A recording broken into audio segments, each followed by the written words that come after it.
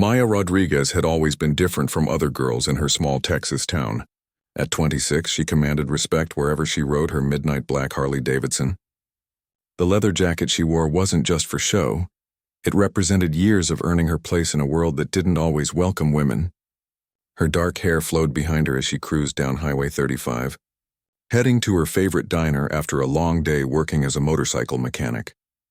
The Sunset Diner was a typical roadside stop where truckers, bikers, and travelers gathered for coffee and conversation. Maya had been coming here for 3 years, ever since she moved to town to start her own repair shop. The waitresses knew her order by heart, and most of the regular customers had learned to respect the quiet woman who could fix any engine problem they brought her way. That evening, Maya noticed a group of men she'd never seen before occupying the corner booth.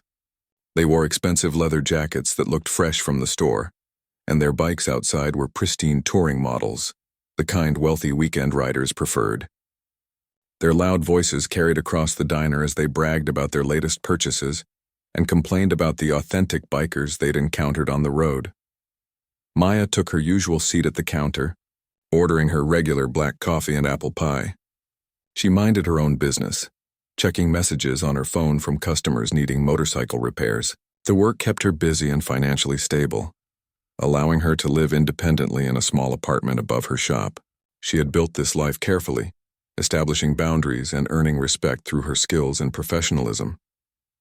The leader of the group, a man in his 40s with a beer gut straining against his designer leather vest, kept glancing in Maya's direction. His friends seemed to be egging him on, their voices growing louder with each beer they consumed. Maya could feel their attention but continued eating, hoping they would lose interest and leave her alone. When she finished her meal and stood to leave, the man called out across the diner. His words were slurred but clear enough for everyone to hear as he made crude comments about her appearance and invited her to join their group for drinks. Maya turned toward him with a calm expression that masked her growing irritation. She walked over to their table with steady steps, her boots clicking against the worn linoleum floor. The diner had grown quiet, with other customers watching the interaction unfold. Maya placed her hands flat on their table and leaned forward slightly, her voice low but firm enough for everyone to hear. Her message was simple and direct. She wasn't interested in their company, their drinks, or their attention. She asked them politely but clearly to leave her alone and let her enjoy her evening in peace. Most importantly, she made it crystal clear that they were not to touch her or approach her again. The man's face flushed red with embarrassment as his friends snickered at his rejection. Maya straightened up, left money for her meal on the counter, and walked toward the door. She could hear whispered conversations resuming behind her as other customers returned to their own business, apparently satisfied that the situation had been resolved peacefully. Outside, Maya took a deep breath of the cool evening air and walked toward her Harley. The motorcycle was her pride and joy, a machine she had rebuilt herself with custom modifications that reflected her personality and skills. As she reached for her helmet, she noticed the group of men had followed her outside, their leader stumbling slightly as he approached. The man approached Maya's motorcycle with false confidence, his designer boots crunching on the gravel parking lot. His 3 friends flanked him, creating a semicircle around her bike. The parking lot lights cast long shadows, and the distant hum of highway traffic provided an ominous backdrop to the unfolding confrontation. Maya turned slowly, keeping her helmet in one hand while her other hand rested casually at her side. She had learned long ago to read dangerous situations, and this one was escalating rapidly. The man's eyes were glazed from alcohol, and his body language screamed entitlement and aggression. He introduced himself as Derek, claiming to own a chain of auto dealerships across the state. His voice carried the arrogance of someone accustomed to getting his way through money and intimidation. He told Maya that women like her shouldn't be riding alone at night, especially on such dangerous roads. His offer to escort her home came with implications that made her skin crawl. Maya's response was measured but firm. She explained that she had been taking care of herself just fine and didn't need his protection or company. She reminded him of her earlier warning inside the diner and suggested he return to his friends and forget about her. Her voice remained calm, but those who knew her would have recognized the steel beneath her controlled tone. Derek's friends encouraged him from behind, making crude jokes about teaching Maya some respect. One of them suggested that independent women needed to be shown their place, while another made comments about her motorcycle that revealed their ignorance about bikes and their lack of respect for serious riders. The situation shifted when Derek stepped closer, reaching toward Maya's arm despite her clear warnings. His fingers barely brushed her leather jacket before she moved. Years of working with heavy machinery and dealing with difficult customers had taught her to be quick and decisive when threatened. Maya grabbed Derek's wrist and twisted it expertly, using his momentum against him as she forced him to his knees beside her motorcycle. The move was swift and professional, the kind of restraint technique she had learned in self-defense classes years earlier. Derek cried out in surprise and pain as he found himself immobilized by someone half his size. His friends stepped forward aggressively, but Maya's sharp command stopped them in their tracks. She warned them that their friend had crossed a clearly marked line and was experiencing the consequences of his actions. Her voice carried an authority that made them hesitate, unsure of how to proceed. Derek struggled against her grip, his face red with humiliation and rage. He threatened to call the police, to have her arrested, to use his connections to destroy her business. Maya listened to his threats with apparent calm, adjusting her grip slightly to maintain control without causing permanent damage. She explained to Derek and his friends that she had given clear warnings which had been ignored. She had asked politely to be left alone, and her boundaries had been violated despite her explicit instructions. Now they were learning why smart people respected those boundaries the first time they were established.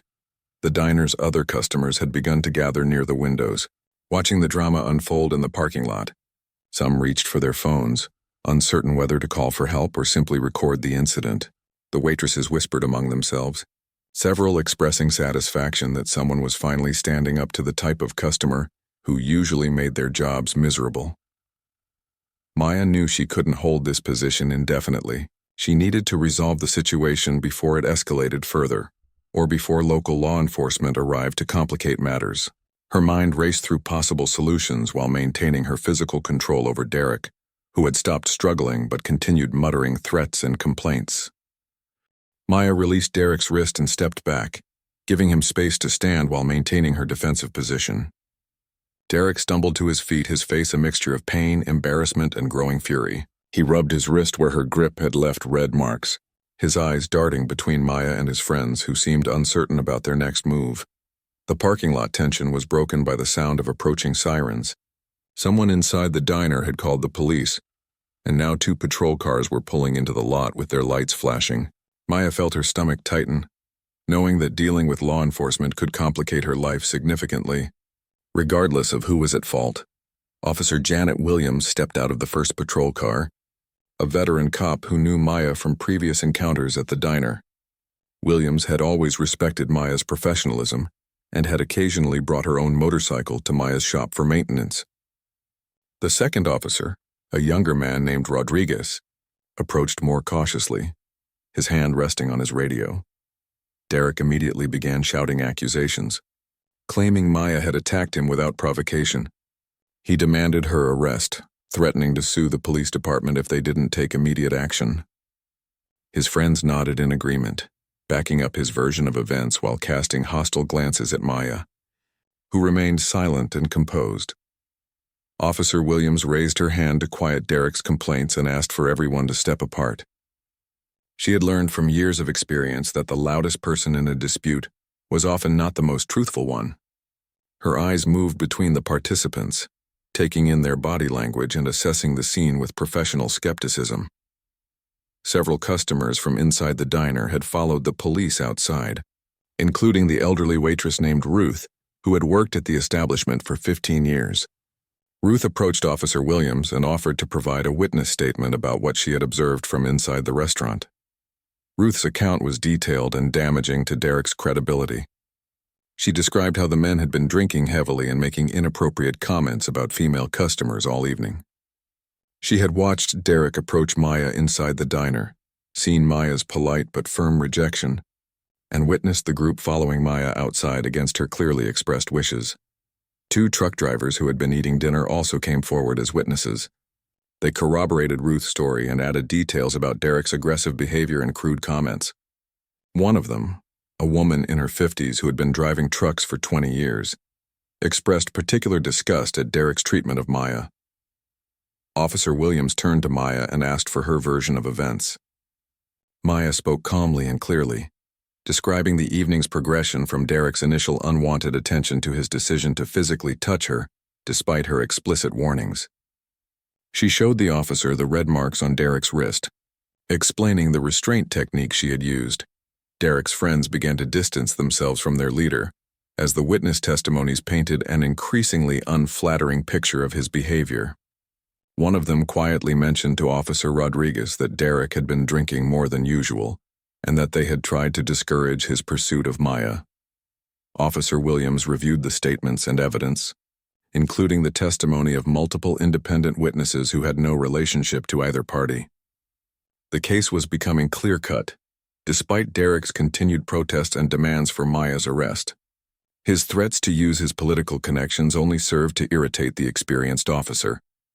Maya provided Officer Williams with her identification and business license, demonstrating her status as a respected local business owner with no criminal record. She offered to provide additional references if needed, and expressed her willingness to cooperate fully with any investigation. The officer's decision surprised Derek, who had expected his status and loud complaints to carry more weight with local law enforcement. Instead, Officer Williams informed him that he was being cited for disorderly conduct and harassment, while Maya was being released without charges based on the clear evidence of self-defense. Derek's outrage exploded as he realized the situation had turned completely against him. His threats against Maya intensified, promising legal action and professional retaliation that would destroy her business and reputation. Derek's threats weren't empty promises. Within a week of the diner incident, Maya began experiencing the consequences of humiliating a man with money and connections. Her first indication came when 3 longtime customers canceled their scheduled appointments without explanation, their voices uncomfortable and apologetic over the phone. Maya's motorcycle repair shop, which she had built from nothing over 3 years, suddenly faced a wave of suspicious problems. The city building inspector appeared unannounced, conducting an unusually thorough examination of her premises and discovering violations that had never existed during previous inspections. Her business license renewal was delayed due to mysterious paperwork complications. Online review sites began featuring negative comments about Maya's shop from accounts that had never actually used her services. The reviews described poor workmanship, overcharging, and unprofessional behavior, all completely fabricated but damaging to her reputation. Maya recognized the coordinated nature of the attack and suspected Derek's involvement. Her landlord, Mr. Patterson, visited the shop with obvious discomfort, explaining that he had received complaints about noise violations and inappropriate activities on the property. Maya knew the complaints were false, but Patterson seemed torn between his satisfaction with her as a tenant and pressure from unknown sources threatening his other business interests. The most serious escalation came when Maya discovered someone had tampered with motorcycles in her shop overnight. Brake lines had been loosened and oil had been drained from engines belonging to her customers. Maya realized that Derek's retaliation had evolved from financial pressure to potentially life-threatening sabotage. Maya spent her own money replacing the damaged parts and refused to charge her customers for the repairs, knowing that their safety was more important than her profit margins. She installed security cameras around her property and began staying overnight in the shop to prevent further sabotage attempts. The stress was taking its toll on Maya's daily life.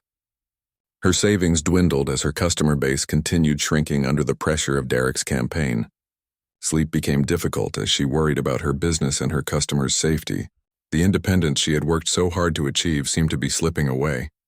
Maya's friend Sandra, a paralegal at the local legal aid office, visited the shop to offer support and advice. Sandra had heard about the diner incident through town gossip and suspected the connection to Maya's recent business troubles. She encouraged Maya to document everything and consider legal action against Derek. The investigation Sandra helped Maya conduct revealed Derek's extensive business network and political connections throughout the region. His automobile dealerships gave him relationships with banks, insurance companies, and city officials who could make life difficult for small business owners like Maya. However, Sandra's research also uncovered Derek's pattern of similar behavior in other towns. Court records showed multiple settlements with women who had accused him of harassment and intimidation. Maya realized she wasn't his first victim, and likely wouldn't be his last unless someone stood up to his tactics. Maya made copies of all the evidence she had collected: security camera footage of the sabotage, documentation of the coordinated online attacks, records of the suspicious regulatory problems, and testimony from witnesses who had been approached with offers to badmouth her business. The breaking point came when Maya arrived at her shop one morning to find her beloved Harley Davidson lying on its side with sugar poured into the gas tank and profane messages scratched into the paint.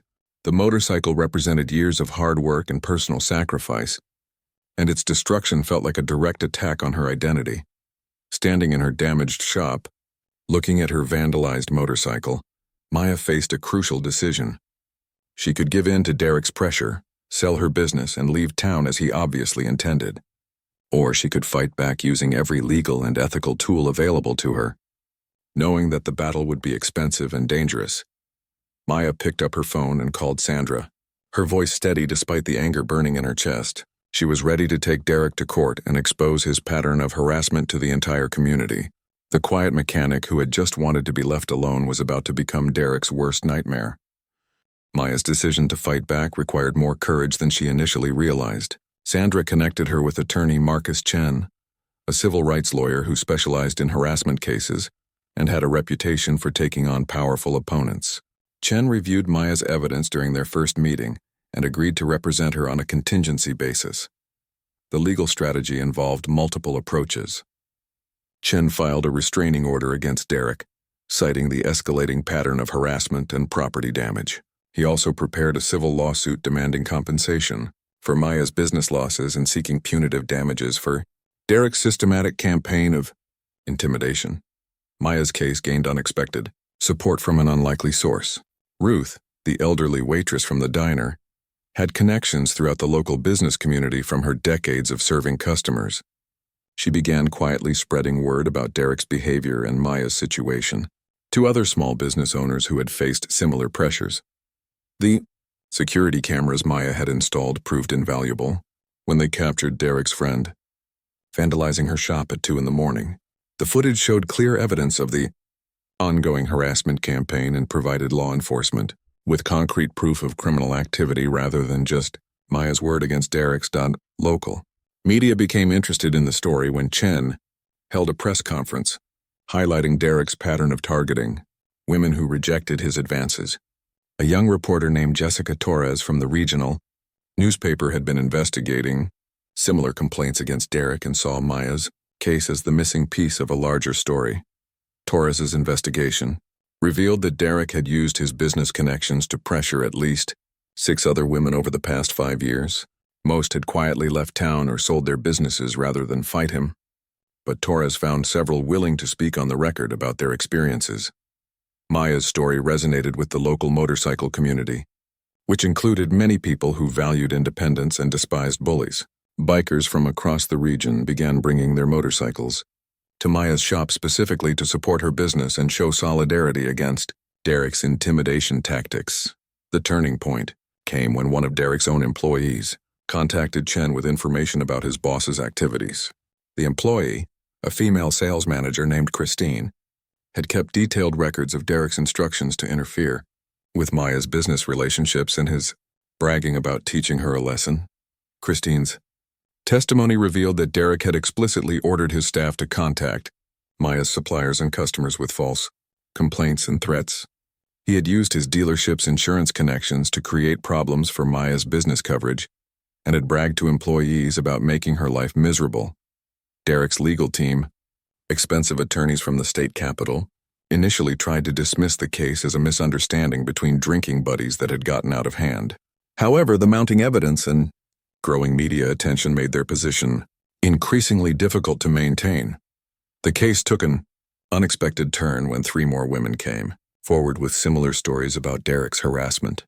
Attorney Chen realized they were dealing with a serial predator who had been using his business influence to silence victims for years. The case evolved from a simple harassment claim into a broader pattern of abuse. Maya's motorcycle shop became a symbol of resistance against powerful men who tried to intimidate women into submission. Customers traveled from hundreds of miles away to have their bikes serviced by the mechanic who had stood up to a wealthy bully. Her appointment book filled up for months in advance. Derek's business empire began cracking under the pressure of negative publicity and customer boycotts.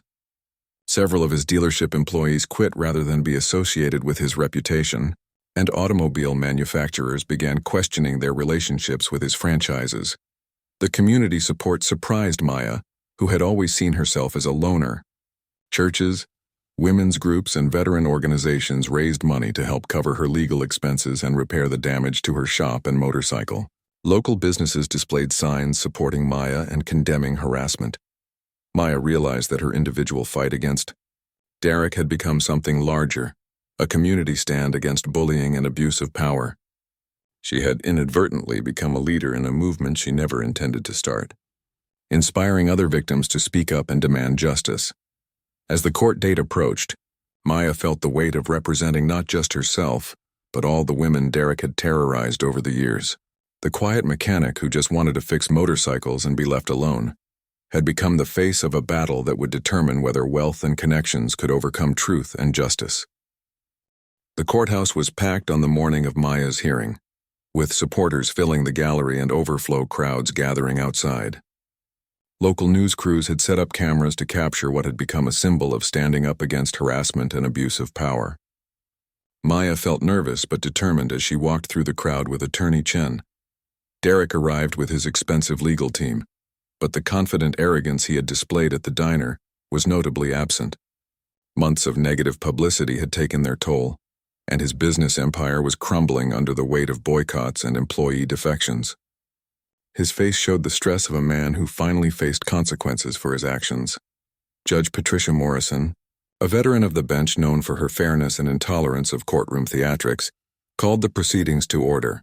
She had reviewed the extensive evidence beforehand and seemed unimpressed by Derek's legal team's attempts to portray their client as a misunderstood businessman.